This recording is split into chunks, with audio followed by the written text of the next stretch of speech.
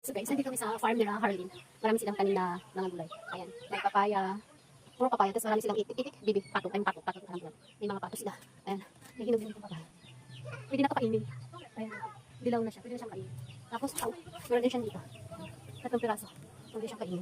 Tapos may mga mangga, kasi mataas. So magpunta tayo sa tuktok. Ayan, ito yung view, dito sa baba. Doon kami nag-parking. Doon may mga itik, may malaking mangga. Sa puno niyan, merong balon, bubo nila. Punta tayo dun sa damuhan. Akyat tayo.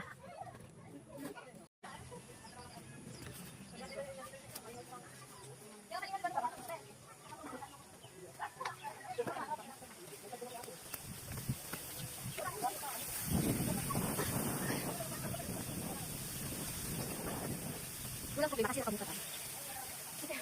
Okay. Ayan. So, ito yung view.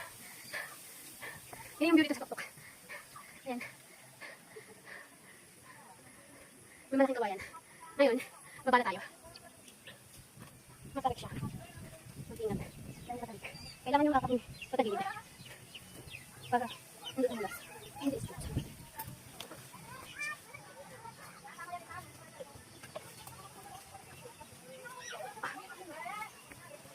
Alright, so guys.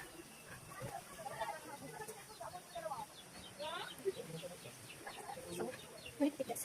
Sana, just in the right place. Ito ay badak. Gamot ko sa lamig. Balik ang ko. Kaya, ano nga sa'yo?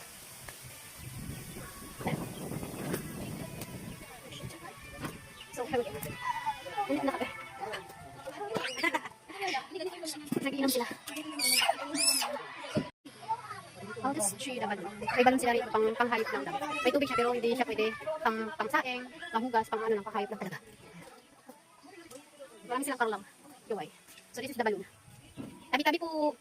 Ayan. I'll show you. Tabi-tabi po. Yan. Yan yung balloon. Malalim daw yung binutas nila. May bato sa ilalim. So yan. Magpunta tayo dun sa dulo. Slinky.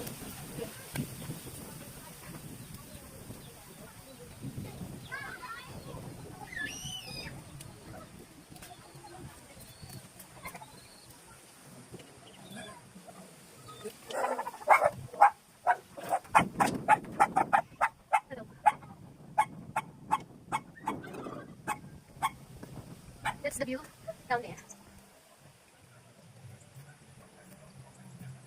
Di ba ang ganda? Pag maaraw maganda dun. Dun. Ano na, dun. Maganda dun mag-tent.